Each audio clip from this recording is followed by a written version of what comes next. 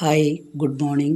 त्वमेव माता च पिता त्वमेव बन्धुश्च सखा त्वमेव विद्या द्रविणं त्वमेव सर्वं मम देवदेव। ശ്രീമദ് ഭഗവത്ഗീത 4-ാം അധ്യായം ജ്ഞാനകർമ്മസന്യാസയോഗം 25-ാമത്തെ ശ്ലോകത്തിലാണ് എത്തിയിരിക്കുന്നത്. ദൈവമേവ അപരേ യജ്ഞം യോഗിനഃ പര്യുപാസതേ ബ്രഹ്മാഗ്നൗ അപരേ യജ്ഞം യജ്ഞേനൈവോപജുഹ്വതി. മലയാളം: ദേവപ്രീതിക്കു കർമ്മങ്ങൾ ചില യോഗികൾ ചെയ്തിടും, ചിലർ ബ്രഹ്മാഗ്നിയിൽ സ്വന്തം ജീവനെ യജ്ഞമാക്കിടും. അപരേ യോഗിനഃ മറ്റു ചില യോഗികൾ ദൈവം യജ്ഞമേവ ദൈവയജ്ഞം തന്നെ പര്യുപാസതേ അനുഷ്ഠിക്കുന്നു. അപരേ ഇനി മറ്റു ചിലർ ബ്രഹ്മാഗ്നൗ യജ്ഞേന ഏവ യജ്ഞം ഉപജുഹ്വതി ബ്രഹ്മമാകുന്ന അഗ്നിയിൽ ആത്മസമർപ്പണത്തോടുകൂടെ തന്നെ യജ്ഞത്തെ ആഹുതി ചെയ്യുന്നു. കഴിഞ്ഞ ശ്ലോകത്തിൽ നമ്മൾ പറഞ്ഞത് ഒരു സ്ഥിതപ്രജ്ഞൻ ചെയ്യുന്ന കർമ്മങ്ങളാണ്. ജ്ഞാനനിഷ്ഠയിൽ ഉറച്ച് അദ്ദേഹം ചെയ്യുന്ന കർമ്മങ്ങളെ പറ്റിയിട്ടാണ് പറഞ്ഞത്. അതിനെ ബ്രഹ്മയജ്ഞം എന്ന് പറഞ്ഞിരുന്നു. ഇനി മറ്റ് കുറച്ച് യജ്ഞങ്ങളെ കൂടെ പരിചയപ്പെടുത്താണ് അടുത്ത 4-5 ശ്ലോകങ്ങളിലായിട്ട്.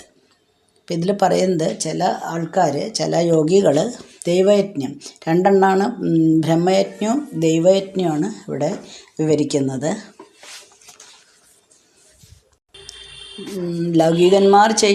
ലൗകികന്മാരായ യോഗികൾ ചെയ്യുന്ന യജ്ഞത്തെ പറ്റിയിട്ടാണ് ആദ്യം പറയുന്നത്. അതായത് അവർക്ക് ലോകത്തിനോട് ബന്ധമുണ്ട്, ലോകത്തിൽ പ്രവർത്തിക്കുകയും ചെയ്യുന്നു, പക്ഷേ ഒരു യോഗിയാണ്. അങ്ങനെയുള്ളവർ ചെയ്യുന്ന യജ്ഞങ്ങൾ ഇന്ദ്രാദി ദേവന്മാർക്ക് പലതരം ദേവന്മാരെ സങ്കല്പിച്ച് അവർക്ക് വേണ്ടിയിട്ട് യാഗം ചെയ്യുകയാണ് ചെയ്യുന്നത്. ഇനി മറ്റു ചില ആൾക്കാരാണെങ്കിൽ തങ്ങൾ ചെയ്യുന്ന കർമ്മങ്ങളെല്ലാം തന്നെ പരമാത്മാവാകുന്ന അഗ്നിയിലാണ് സമർപ്പിക്കുന്നത് എന്ന രീതിയിലാണ് യജ്ഞം ചെയ്യുന്നത്. അപ്പോൾ യജ്ഞം ചെയ്യുന്നത് ഇവിടെ ആദ്യത്തെ പറയുന്ന യജ്ഞം ചെയ്യുന്നത് ഗൃഹസ്ഥനാണ്, പക്ഷേ യോഗിയാണ്. അവരാണ് ഈ ദൈവയജ്ഞത്തിലേക്ക് പോകുന്നത്. അവർക്ക് പ്രകൃതിയിലുള്ള എല്ലാം തന്നെ ദൈവമായിട്ട് സങ്കല്പിക്കും, വിഗ്രഹാരാധനയും പറ്റും. അതായത് സൂര്യൻ, ചന്ദ്രൻ, മറ്റ് ദേവതമാർ, അങ്ങനെ. അപ്പോൾ അത് അവരെ ഇവരെ എല്ലാം ദൈവങ്ങളായി സങ്കല്പിച്ച് അവർക്ക് വേണ്ടിയിട്ട് യജ്ഞം നടത്തുകയാണ്. അതിൽ 2 കാര്യങ്ങളുണ്ട്. ഒന്ന്, എന്നെ നിലനിർത്തുന്നത് ഞാൻ തന്നെയല്ല, എനിക്ക് സ്വന്തമായിട്ടൊരു നിലനിൽപ്പില്ല, എനിക്ക് ആരുടെയെങ്കിലും ഒരു ഹെൽപ്പ് വേണം. ആ ഹെൽപ്പാണ് ഈ ദൈവങ്ങളുടെ പ്രസൻസ് ഉണ്ടെങ്കിൽ നമ്മളും അതേല്ലേ അമ്പലത്തിൽ പോയി പ്രാർത്ഥിക്കുന്നത്, ഈശ്വരൻ എൻ്റെ കൂടെ എന്നും ഉണ്ടാവും എന്നുള്ള ഒരു ചിന്താഗതി നമുക്കുള്ളത് കൊണ്ടാണ്. എല്ലാ വിഷമഘട്ടങ്ങളിലും സാക്ഷാൽ ഭഗവാൻ നമ്മുടെ കൂടെ ഉണ്ടാവും എന്ന ഉറപ്പിന് വേണ്ടിയിട്ടാണ് നമ്മൾ അമ്പലത്തിൽ പോയിട്ട് പ്രാർത്ഥിക്കുന്നത്. അപ്പോൾ അതേപോലെ ഞാൻ ഒറ്റയ്ക്ക് നിലനിൽക്കാൻ പറ്റില്ല, അതുകൊണ്ട് എൻ്റെ നിലനിൽപ്പിന് ഈ ശക്തികളെല്ലാം ആവശ്യമാണ് എന്ന രീതിയിലാണ് ദൈവസ്മരണ നടത്തുന്നത്. അതിലവരെ ഉറച്ച് വിശ്വസിക്കുകയും ചെയ്യുന്നുണ്ട്. അങ്ങനെ ചെയ്താലും നമ്മുടെ മനസ്സ് ശുദ്ധീകരിക്കപ്പെടുക തന്നെയാണ് ചെയ്യുന്നത്. അത് മാത്രമല്ല അവർക്ക് നന്ദി അറിയിക്കലും കൂടിയാണ്, എന്നെ ഇങ്ങനെ നിലനിർത്തുന്നതിൽ നന്ദി അറിയിക്കലും കൂടിയാണ്. അപ്പം നമ്മൾ ഓരോ കൊല്ലവും പിറന്നാളൊക്കെ കഴിക്കുന്നുണ്ടെങ്കിൽ എന്തിനാണ് ഈ സദ്യയൊക്കെ കഴിച്ച് വലിയ ഘോഷം കൂട്ടി പിറന്നാൾ കഴിക്കുന്നത്? വലിയ ഘോഷം കൂട്ടിയിട്ട് ആരും കഴിക്കേണ്ട ആവശ്യമൊന്നും എനിക്ക് തോന്നാറില്ല. എങ്കിൽ പോലും എന്തിനാണ് കഴിക്കുന്നത് എന്ന് വെച്ചാൽ, വിശദമായിട്ട് സദ്യയൊക്കെ വെച്ച് കഴിക്കുന്നത് വെച്ചാൽ നമുക്ക് ഒരു കൊല്ലത്തെയും കൂടെ ഒരു ആയുസ് നീട്ടി തന്നതിന് ഭഗവാനോടുള്ള ഒരു നന്ദി പ്രകടനമാണ്. അത് അത്യാവശ്യം അമ്പലത്തിൽ പോയിട്ട് പായസം കഴിപ്പിച്ചാലും ധാരാളമായി. കാരണം നമ്മൾ വിശ്വസിക്കുന്നത് അങ്ങനെയുള്ള ദൈവങ്ങളിലാണ്. അതാണ് ലൗകികൻ നടത്തുന്ന യജ്ഞം. എങ്ങനെ ചെയ്താലും അവരുടെയും മനസ്സ് ശുദ്ധീകരിക്കപ്പെടുക തന്നെയാണ് ചെയ്യുന്നത്. അപ്പോൾ പ്രകൃതിയിലുള്ള ദൈവങ്ങളുടെ സഹായത്തോടെയാണ് ഞാൻ ജീവിക്കുന്നത് എന്ന വിശ്വാസം, അത് സമർപ്പണമായിട്ട് ഭഗവാന് സമർപ്പിക്കുമ്പം, എല്ലാം ഭഗവാന് വേണ്ടി സമർപ്പിക്കുമ്പോൾ നമ്മൾ അതിലും മേലെയുള്ള, അതായത് ഭഗവാൻ എന്നുള്ളത് അല്ലെങ്കിൽ ഇവിടെ നമ്മൾ കാണുന്ന ഒരു വിഗ്രഹാരാധനയാണ്, അല്ലെങ്കിൽ പ്രകൃതിയിലുള്ള ദൈവങ്ങളാണ്. അതിന് മേലെയുള്ള പരമാത്മാവിലേക്കും കൂടിയിട്ടുള്ള ഒരു ഭക്തി തന്നെയാണ് അവിടെ നമ്മുടെ മനസ്സിൽ ഉടലെടുക്കുന്നത്. ഇതാണ് ദൈവയജ്ഞം എന്ന് പറയുന്നത്. ഇപ്പോൾ വിഷയവസ്തുക്കൾ, ഇന്ദ്രിയദേവതകളെ പ്രീതിപ്പെടുത്താനായിട്ടേ സ്വന്തമായിട്ട് നമ്മൾ വിഷയാനുഭവങ്ങളിൽ നിന്ന് കുറച്ച് വിട്ട് നിൽക്കുന്ന ആഗ്രഹമുണ്ട്. പക്ഷേ നമ്മളിവിടെ ഈ ലോകത്ത് തന്നെ ജീവിക്കുന്നതുകൊണ്ട് നമുക്ക് കുറച്ച് ബുദ്ധിമുട്ടുമുണ്ട്. അപ്പോൾ അതിന് നമ്മൾ ഇങ്ങനെയുള്ള യജ്ഞങ്ങൾ ചെയ്തു കഴിഞ്ഞാൽ നമുക്ക് ഈ ലോകത്തിൽ തന്നെ ജീവിക്കുകയാണെങ്കിൽ കൂടെ ദൈവത്തോട് കുറച്ചും കൂടെ അടുക്കാനായിട്ട് സാധിക്കും. ഇനി അവരെ മറ്റു ചിലർ ബ്രഹ്മമാകുന്ന അഗ്നിയിൽ ആത്മസമർപ്പണത്തോടുകൂടെ എല്ലാ കാര്യങ്ങളും ചെയ്യുന്നു എന്നാണ് പറഞ്ഞത്. ചിലർ ഈ യാഗം, യജ്ഞം, ഇങ്ങനെയുള്ള സത്സംഗങ്ങൾ, പാരായണം എന്നിവയിലൊന്നും പങ്കെടുക്കാത്ത ഈശ്വരവിശ്വാസികളുണ്ടാവും. അവർ ഈശ്വരവിശ്വാസികളായിരിക്കും, അവർ ഇതിൽ പങ്കെടുക്കില്ല. അവർ ആണെങ്കിലും എന്താ വെച്ചാൽ അവർക്കിതിൽ താല്പര്യമില്ല. എന്താ, അവരുടെ മനസ്സിൻ്റെ തലം അത്രയും താന്നിട്ടാണ് കിടക്കുന്നത്. അതുകൊണ്ടാണ്. അപ്പം നമ്മൾ നമ്മുടെ കർമ്മങ്ങൾ ചെയ്ത് ഇതെല്ലാം അവസാനിപ്പിക്കണം. നമ്മുടെ കർമ്മങ്ങൾ മുഴുവനും ഒടുക്കണം. അല്ലെങ്കിൽ എല്ലാം ഉള്ളിലുള്ള ഈശ്വരനാണ് നമ്മെക്കൊണ്ട് ചെയ്യിക്കുന്നത് എന്നുള്ള തലത്തിലേക്ക് എത്താത്തത് കൊണ്ടാണ് അവരങ്ങനെ ചെയ്യുന്നത്. ഇനി ബ്രഹ്മയജ്ഞന്മാരുണ്ട്. ബ്രഹ്മയജ്ഞം എന്ന് പറഞ്ഞാൽ കഴിഞ്ഞ ശ്ലോകത്തിലൊക്കെ നമ്മൾ പറഞ്ഞതുപോലെ ഇന്ദ്രിയങ്ങൾ മുഴുവനും ബ്രഹ്മാഗ്നിയിൽ സ്വയം ഹോമിക്കുകയാണ്. അപ്പോൾ കർമ്മങ്ങൾ ചെയ്തിട്ട് അതിൻ്റെ ഫലം ഞാൻ ഇച്ഛിക്കുന്നില്ല. ഇതെല്ലാം കഴിഞ്ഞ ദിവസങ്ങളിലായിട്ട് കഴിഞ്ഞ ശ്ലോകങ്ങളിൽ പറഞ്ഞതാണ്. ഞാൻ കർമ്മം ചെയ്യുന്നു, പക്ഷേ കർമ്മം ചെയ്യുന്നത് ഞാൻ എനിക്ക് വേണ്ടിയിട്ടല്ല ചെയ്യുന്നത്, ലോക നന്മയ്ക്കായിട്ട് വേണ്ടിയിട്ടാണ്, ലോക നന്മയ്ക്ക് വേണ്ടിയിട്ട് ചെയ്യുന്നു. അപ്പോൾ ആ ഇന്ദ്രിയങ്ങളുടെ പിടിയിൽ നിന്ന്, ഇന്ദ്രിയങ്ങൾ പലതരത്തിലും എല്ലാം പുറത്തേക്ക് തുറന്നിരിക്കുന്നത് കൊണ്ട് പലതും സ്വീകരിച്ചു എന്ന് വരും. പക്ഷേ അതിൽ നിന്നൊക്കെ മോചിപ്പിച്ച് അവയെല്ലാം കൂടെ ഉള്ളിലുള്ള ഒരു ശക്തിയിൽ കേന്ദ്രീകരിക്കാനാണ് ശ്രമിക്കുന്നത്. അങ്ങനെ ചെയ്യുന്ന യജ്ഞമാണ് ബ്രഹ്മയജ്ഞം. ഏതായാലും ആദ്യത്തെ ദൈവയജ്ഞമാണ്, രണ്ടാമത്തെ ബ്രഹ്മയജ്ഞമാണ്. ഇങ്ങനെയുള്ള പലതരം യജ്ഞങ്ങളെക്കുറിച്ച് പറഞ്ഞു കൊടുക്കുകയാണ് ഭഗവാൻ. അവിടെ നമ്മൾ നേരത്തെ പറഞ്ഞ പോലെ ഞാൻ ചെയ്യുന്ന എല്ലാ കർമ്മങ്ങളും ഭഗവാനിലേക്ക് സമർപ്പിക്കുകയാണ് ചെയ്യുന്നത്. ആദ്യത്തെ ആളും അങ്ങനെ തന്നെയാണ് ചെയ്യുന്നത്. പക്ഷേ അവിടെ കർമ്മഫലമൊക്കെ ഉണ്ട്. കർമ്മത്തെ ആഗ്രഹിക്കുന്നു, അല്ലെങ്കിൽ ഈ ഭൗതിക ലോകത്തിൽ ജീവിക്കുന്നത് കൊണ്ട് കുറച്ചും കൂടെ കർമ്മഫലത്തെ പ്രതീക്ഷിക്കുന്നു. ഇവിടെ അതൊന്നുമില്ല. എല്ലാം ഭഗവാനാണ് എന്നെക്കൊണ്ട് എന്നൊക്കെ നമ്മൾ പറഞ്ഞല്ലോ, ശരീരമാകുന്ന ഈ ഉപകരണത്തിൽ കൂടെ ഭഗവാൻ എന്നെക്കൊണ്ട് ചെയ്യിക്കുന്നതാണ്. അങ്ങനെ എല്ലാറ്റിനെയും അടക്കി എല്ലാം സംയമനം നേടി തങ്ങളുടെ കർമ്മങ്ങൾ മുഴുവനായിട്ടും പരമാത്മാവാകുന്ന അഗ്നിയിലാണ് സമർപ്പിക്കുന്നത്. ഇനി അടുത്ത ശ്ലോകം. ശ്രോത്രാദീനി ഇന്ദ്രിയാണി അന്യേ സംയമാഗ്നിഷു ജുഹ്വതി ശബ്ദാദീൻ വിഷയാനന്യേ ഇന്ദ്രിയാഗ്നിഷു ജുഹ്വതി. മലയാളം. പഞ്ചേന്ദ്രിയങ്ങളെ അന്യർ സംയമത്തിലടക്കിടും ഇന്ദ്രിയാഗ്നിയിൽ ഹോമിക്കും ശബ്ദാദി വിഷയങ്ങളെ. അന്യേ ശ്രോത്രാദീനി ഇന്ദ്രിയാണി സംയമാഗ്നിഷു ജുഹ്വതി. വേറെ ചിലർ ശ്രോത്രം തുടങ്ങിയ ഇന്ദ്രിയങ്ങളെ സംയമമാകുന്ന അഗ്നിയിൽ ഹോമിക്കുന്നു. അന്യേ മറ്റു ചിലരെ ശബ്ദാദീൻ വിഷയാൻ ഇന്ദ്രിയാഗ്നിഷു ജുഹ്വതി. ശബ്ദം തുടങ്ങിയ വിഷയങ്ങളെ ഇന്ദ്രിയങ്ങളാകുന്ന അഗ്നിയിലും ഹോമിക്കുന്നു. അതായത് ചില ആൾക്കാർ നമ്മുടെ പഞ്ചേന്ദ്രിയങ്ങളുണ്ടല്ലോ, ചെവി, കണ്ണ്, മൂക്ക്, പിന്നെ കർമ്മേന്ദ്രിയങ്ങൾ, കൈ, കാല്, നമ്മൾ പ്രവർത്തിക്കുന്നത്, ഇതെല്ലാം നമ്മുടെ ഉള്ളിലേക്ക് തന്നെ കേന്ദ്രീകരിച്ച് അതിൽ സംയമനം നേടുന്നു എന്നാണ്. അതായത് അതിനെ സംയമനമാകുന്ന അഗ്നിയിൽ ഹോമിക്കുകയാണ്.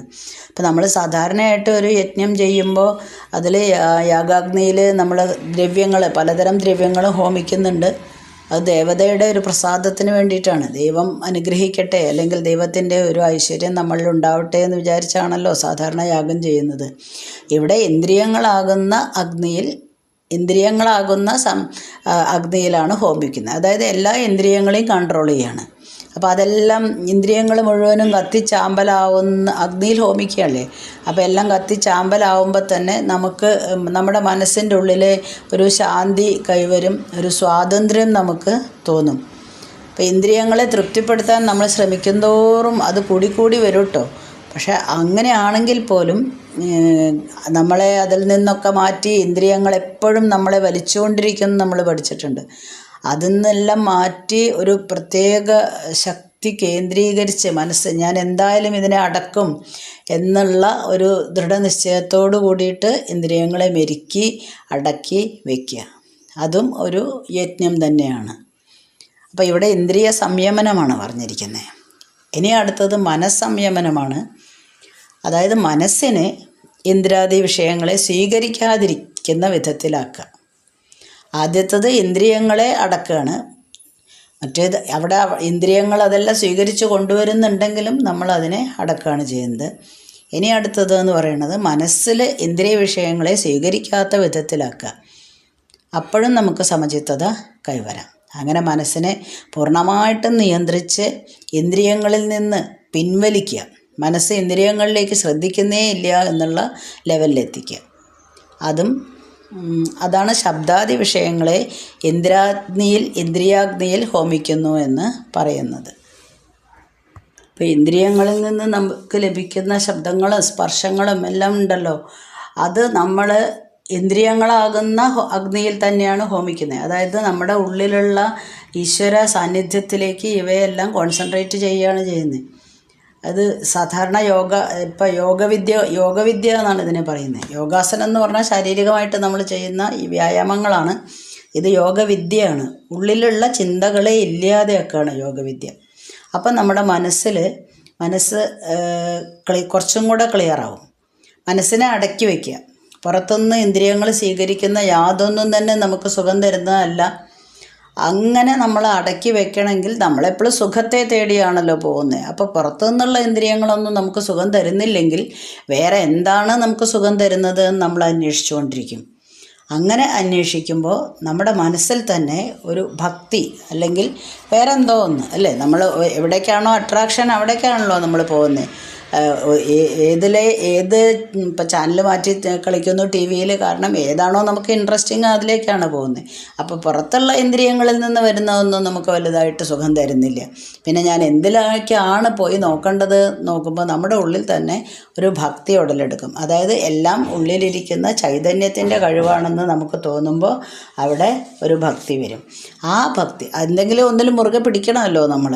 അപ്പോൾ ആദ്യം നമ്മൾക്ക് അത് കുറച്ച് ബുദ്ധിമുട്ടാണ്. കാരണം ഇന്ദ്രിയങ്ങൾ ഇപ്പം നേരത്തെ പറഞ്ഞ പോലെ എപ്പോഴും പുറത്തേക്ക് തുറന്നിരിക്കുന്നതാണ്. നമ്മളെ അങ്ങോട്ടേ പിടിച്ച് വലിച്ചുകൊണ്ടിരിക്കും. അതിനെ ബലമായിട്ട് വലിച്ച് നമ്മുടെ മനസ്സിലേക്ക് തന്നെ കൊണ്ടുവരണം. അപ്പം നമ്മുടെ മനസ്സിൽ എന്തെങ്കിലും ഒരു രസം അല്ലെങ്കിൽ ഒരു ഇൻട്രസ്റ്റ് ഉള്ള ഒരു കാര്യം നമ്മുടെ മനസ്സിലുണ്ടാവണം. അത് നമ്മുടെ ആത്മാവിനെ തിരിച്ചറിയുമ്പോഴാണ് അങ്ങനെയുള്ള ഒരു രസം നമുക്ക് അനുഭവപ്പെടുന്നത്. സാധാരണ നമ്മൾ പ്രാർത്ഥിക്കുമ്പോൾ ഒരു ദേവി അല്ലെങ്കിൽ ഒരു ദേവൻ നമ്മുടെ മനസ്സിൽ കണ്ട് ആ ദൈവത്തോട് നമ്മുടെ സങ്കടങ്ങളും സന്തോഷങ്ങളും എല്ലാം ഏറ്റു പറയുമ്പോൾ നമുക്ക് മനസ്സിനൊരു സന്തോഷം ഉണ്ടാവുമല്ലേ, ഒരു സമാധാനം കിട്ടും. അതിനു വേണ്ടിയാണല്ലോ നമ്മൾ അങ്ങനെ ചെയ്യുന്നത്. ഇവിടെ നമ്മൾ എല്ലാതും നമ്മുടെ ഉള്ളിൽ തന്നെ ഇരിക്കുന്ന ഈശ്വരനാണ്. അതായത് ഇന്ദ്രിയങ്ങൾ നമ്മളെ ഒന്നും കൺട്രോൾ ചെയ്യുന്നില്ല, ഇന്ദ്രിയങ്ങൾ നമ്മൾ മൈൻഡ് ചെയ്യാനും പോകുന്നില്ല. അങ്ങനെ ഒരു നിലയിൽ എത്തണം. അതിന് നല്ല ഏകാഗ്രത അത്യാവശ്യമാണ്. ആ ആത്മസംയമനം നമുക്ക് കിട്ടണം. ആത്മസംയമനം കിട്ടണമെങ്കിൽ നമ്മൾക്ക് ആദ്യം ഈ ശബ്ദാദി വിഷയങ്ങളെ മുഴുവനും ഇന്ദ്രിയങ്ങളിൽ ഹോമിക്കുക. ശബ്ദാദി വിഷയങ്ങളില്ല, എല്ലാം ഇന്ദ്രിയങ്ങളിൽ എരിച്ചു തീർക്കുക. മനസ്സിനൊട്ടും നിയന്ത്രണമില്ലെങ്കിൽ നമ്മുടെ മനസ്സ് എപ്പോഴും ഇങ്ങനെ ചിന്തിച്ചുകൊണ്ടേയിരിക്കും. മനസ്സിനും കൂടെ നിയന്ത്രണം കിട്ടിയാലേ ഇതെല്ലാം ആത്മസംയമനമൊക്കെ നേടാൻ പറ്റുള്ളൂ. അതായത് ചില ആൾക്കാരൊക്കെ ഉണ്ടല്ലോ സീരിയലിൽ അഡിക്റ്റ് ആവും. സീരിയലല്ല, ചില കാര്യങ്ങളിലൊക്കെ. തൽക്കാലം ഒരു എക്സാമ്പിൾ പറയുകയാണ് സീരിയലെന്ന്. ആ സീരിയൽ കണ്ടില്ലെങ്കിൽ ചില ആൾക്കാർക്ക് ഈ കള്ളും കഞ്ചാവും കിട്ടാത്ത അതേപോലെ തന്നെയാണ് ചില സ്ത്രീകൾക്ക്. ആ 7 മണിയുടെ സീരിയൽ അല്ലെങ്കിൽ 8 മണിയുടെ സീരിയൽ അല്ലെങ്കിൽ 9 മണിയുടെ, എനിക്കിതിൻ്റെ ഒന്നും ടൈം അറിയില്ല, ഞാൻ കാണാറില്ല. പക്ഷെ പറയാം, അത് കണ്ടില്ലെങ്കിൽ അവിടെ എന്താണ് സംഭവിച്ചതെന്ന് അത് കാണാൻ പറ്റിയില്ലെങ്കിൽ അവർക്ക് ഭയങ്കര വിഷമമാണ്. അന്ന് വീട്ടിലുള്ള എല്ലാവർക്കും ചീത്തയായിരിക്കും ചിലപ്പോൾ. കാരണം ഇത് കാണാൻ പറ്റിയിട്ടില്ലേ, എന്തെങ്കിലും സാഹചര്യം കൊണ്ട് നമുക്കത് തുടരെ അടുത്ത സീന് അടുത്ത എപ്പിസോഡ് കാണാൻ പറ്റിയില്ലെങ്കിൽ എല്ലാവരോടും ദേഷ്യം വരികയാണ്. അത്രയ്ക്കും നമ്മൾ അഡിക്റ്റഡ് ആയിട്ടുണ്ടാവും. ചില കാര്യങ്ങളിൽ നമ്മൾ അങ്ങനെയാണ്. അതുകൊണ്ടാണല്ലോ മനുഷ്യൻ ഈ കള്ളിൻ്റെയും കഞ്ചാവിൻ്റെയൊക്കെ പിന്നാലെ പോകുന്നത്. അത് കിട്ടിയില്ലെങ്കിൽ അല്ലെങ്കിൽ ആ സിഗരറ്റ് ഇതിൻ്റെയൊക്കെ പിന്നാലെ പോകുമ്പോൾ ആ സമയമാകുമ്പോൾ നമ്മുടെ മനസ്സിങ്ങനെ പറയാണ്, അയ്യോ കിട്ടിയില്ല ഇന്ന് കിട്ടിയിട്ടില്ല. അപ്പം നമ്മളുടെ മനസ്സ് അസ്വസ്ഥമാവും. പക്ഷേ അതേ സമയത്ത് നമ്മൾ അതേ സാധനം തന്നെ അവിടെ സീരിയൽ നടക്കുന്നുണ്ട്, വേണേ കാണാം, അല്ലേ കണ്ടില്ലേലും ഇപ്പോൾ കുഴപ്പമൊന്നുമില്ല. അതേപോലെ തന്നെ ചില കാര്യങ്ങൾ കേട്ടാലും കുഴപ്പമില്ല, കേട്ടില്ലെങ്കിലും കുഴപ്പമില്ല. മറ്റേത് അങ്ങനെയല്ല. ചീത്ത കാര്യങ്ങൾ ചിലപ്പോൾ നമുക്ക് കേൾക്കാനായിരിക്കും ഭയങ്കര ഇൻട്രസ്റ്റ്. അങ്ങനെ എല്ലാത്തിനെയും നമ്മൾ കൺട്രോൾ ചെയ്യണം. വേണമെങ്കിൽ ആവാൻ, അല്ലെങ്കിലും കുഴപ്പമില്ല എന്നുള്ള രീതിയിൽ എത്തിക്കഴിഞ്ഞാൽ നമ്മൾ ഈ ശബ്ദാദി വിഷയങ്ങളെല്ലാം കൺട്രോൾ ചെയ്യാം. അത് കഴിഞ്ഞിട്ട് നമ്മൾ ഇന്ദ്രിയങ്ങളെ അടക്കാൻ തുടങ്ങും. അങ്ങനെ ഇന്ദ്രിയങ്ങളെ അടക്കിയിട്ട് ഉള്ളിലെ ആത്മസ്വരൂപത്തിലേക്ക് കൊണ്ടുവരിക. ഇതാണ് യോഗവിദ്യ. ഇനി 27ാമത്തെ ശ്ലോകം അടുത്ത ദിവസം വായിക്കാം. അസ്മിൻ പരാത്മന്നനുപാത്മകൽപ്പേതുമിത്തമുത്ഥാപിതപത്മയോനി അനന്തഭൂമാ മമ രോഗരാശിം നിരുന്ധിവാദാലയ വാസവിഷ്ണു.